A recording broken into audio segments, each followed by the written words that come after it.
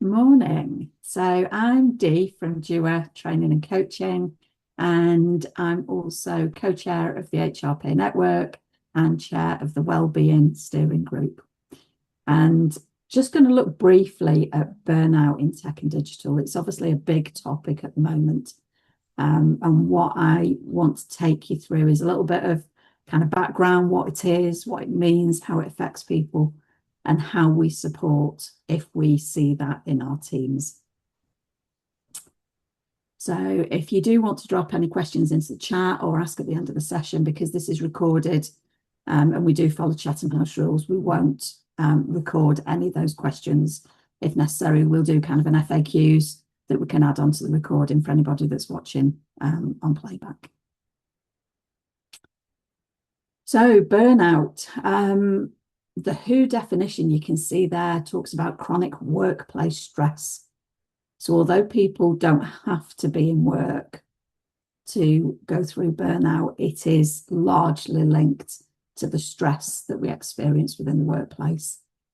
And the three predominant factors within this is exhaustion, absolute, total, out of battery. And that shows in a number of ways, which we'll talk about shortly. This cynicism, the detachment, the challenging, the real pushback in terms of everything, we just get a lot of negativity. And then the reduced efficacy, so effectiveness, the way that we engage, how much energy we've got for the stuff we do, the mistakes that we make.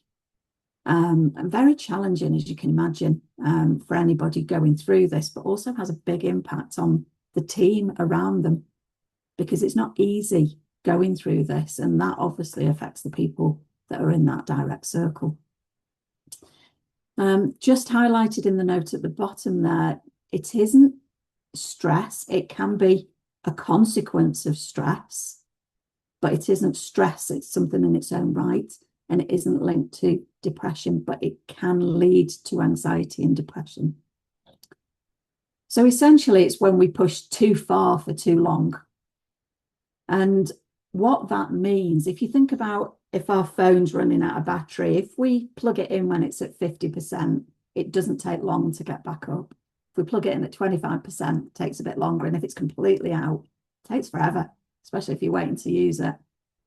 And in the same way, when we deplete, when burnout kicks in, it takes time for us to recover. It's not 2 weeks and then you're back. So the average time off is 16 to 21 days. That doesn't mean somebody's fit and well and raring to go again, but they've topped up their energy enough to be back in the workplace. But actually, there's 3 diagnoses. You've got mild, moderate, and severe. So mild is 2 to 4 weeks, which if we catch it early enough, is what most people would go through. Moderate, 3 to 6 months, and severe is 1 to 3 years. And the worrying thing for that, and I've seen this in action, is that it's not just work. You know, obviously, as HR, we're impacted by the work impact. But actually, this is somebody checking out of life for that period of time. They don't have energy for anything in the personal life either. So from a very human to human aspect, it's really important that we try and catch this early. It's more important that we try and prevent it completely.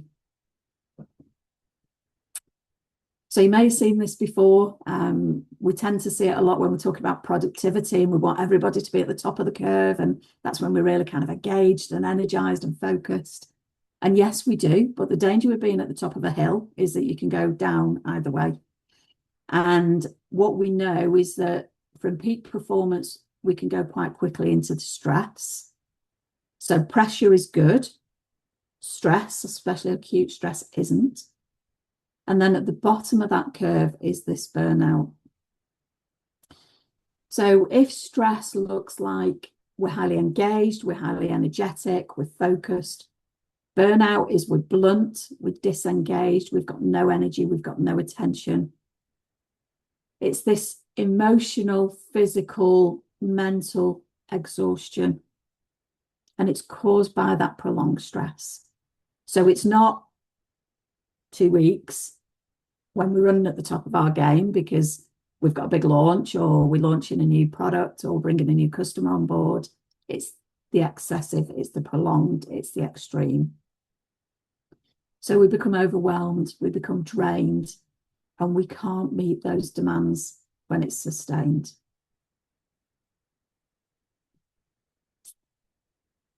So just some stats.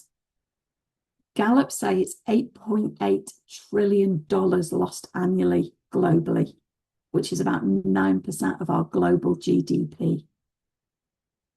So that is huge. And whilst we don't necessarily know somebody that's gone through burnout, we'll know somebody that's heading there. And that's the worrying thing. So it's not just about a well-being prevention exercise. It is about this human impact. So 18% of tech professionals exceed the UK national burnout average by 18%. So there's reasons for that. The industry we're in is a high stress industry at times. But we do have these challenges that exist, and we have to work around them. 9.4 days average sickness absence per employee, the highest in 15 years.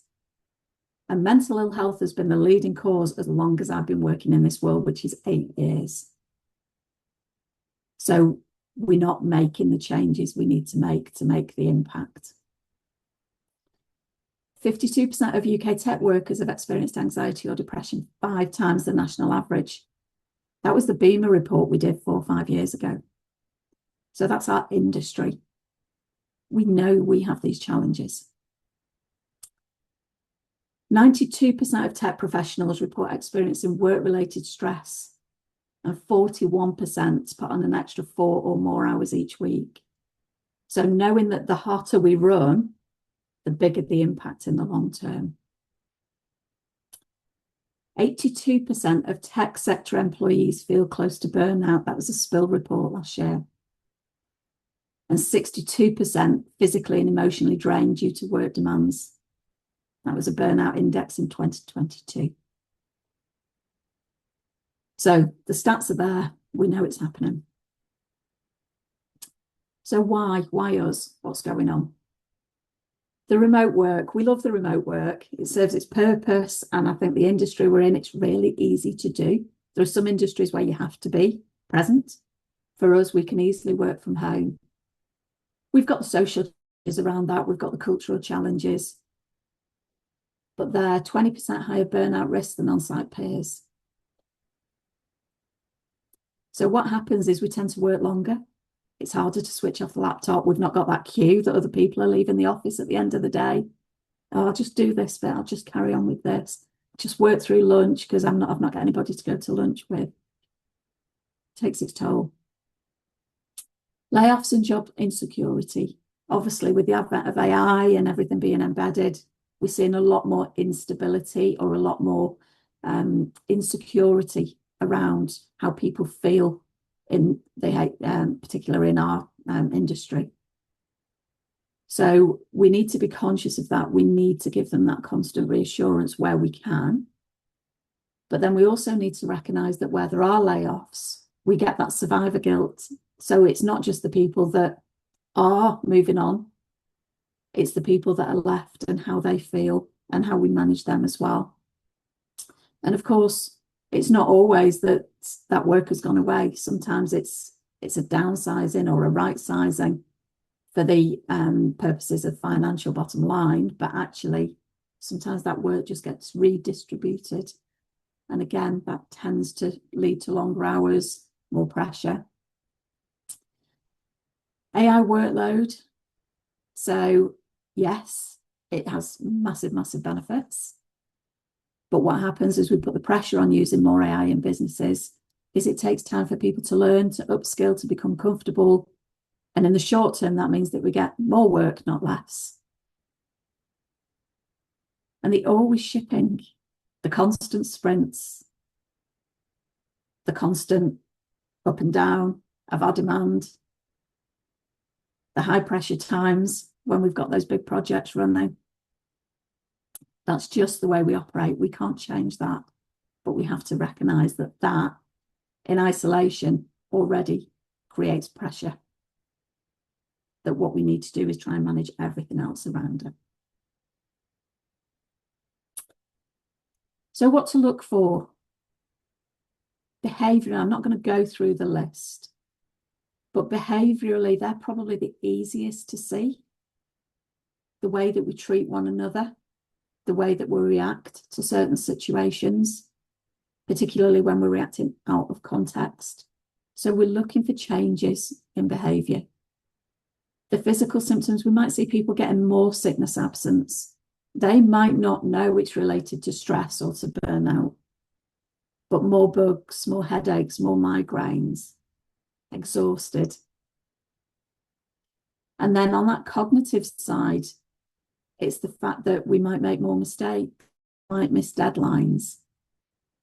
It might take us longer to process. So even sat in a meeting where somebody's asking us a question, it might not be something where we could normally give an immediate answer. It might just be, it's not coming to me.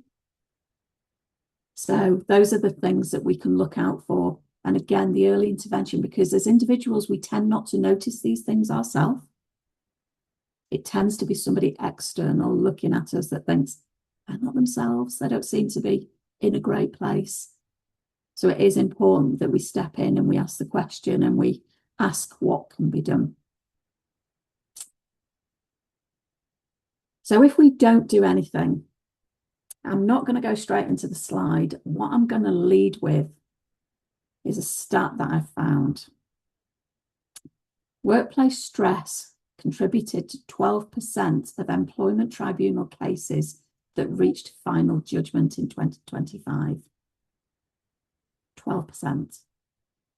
We know that AI is introducing more risk in terms of tribunals. And if we don't address as businesses the risk that we present to our employees, that number will go up. So what happens with mental health is there's protection for somebody under the Equality Act, even without a diagnosis, if they have had or are likely to have something that lasts 12 months or more. So if somebody is under prolonged stress, that would protect them under the Equality Act, which means we need to introduce reasonable adjustments. Just a reminder, that's a day one right with unlimited compensation. So from a financial perspective, if nothing else, that's a big impetus to get this right. So what can we do? Health and safety executive stress risk assessments, recognising that stress leads to burnout. Put them in place, do them. Wellness recovery action plans. If somebody's coming to you and saying, you know, this is how I'm feeling, this is what I'm going through, or if you approach them, there's templates online. Mind is the most commonly used. The wellness action plan will take you through how they're feeling, what they need, how they look after themselves, what reasonable adjustments they would like from the business. And it gives us the opportunity to open up this conversation about how are you looking after yourself? How's your lifestyle? Have you got any other supports? Have you had any interventions? Would you be prepared to take an intervention, as in GP therapy, etc.? It opens the door for these real, honest, safe conversations. And that helps people to feel that they are supported. And when they feel supported, they're more likely to continue to be hardworking, loyal, all in, because when they needed it, we were there for them. So if somebody does have to go off, do regular check-ins. If they continue to work through it, somebody like Able Futures, government-funded support, even if there's no EAP in place, can be really helpful for them in terms of an external source. Sometimes there are things they don't want to tell people in the business, and they'd rather go and have those conversations offline. So it's not therapy, but they do have a load of tools, signposting, and trained support workers at the other end of the phone. We talk about things like healthy lifestyle, meditation, breath work, taking breaks, switching off, digital detox. Obviously, we're on screens all day, every day. And then it doesn't help that we've got our mobile computer in our hands with our phone that takes us pretty much up to bedtime if we're that way inclined. So that's what they can do. In terms of what we can do, realistic workloads. So again, never assume that taking work off somebody will help. Ask them, but recognize that they may not be in the best frame of mind to make those decisions either. So sometimes there's a bit of a negotiation there. Train line managers, make sure that people know what to look out for, that they recognize what can be happening in the early stages and step in as early as possible with an intervention and offer that support.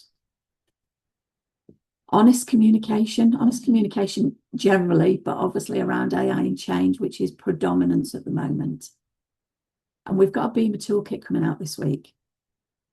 So that will be aimed at both individuals and at organisations, where we're talking about when we're working under extreme conditions, how we look after ourselves in the moment.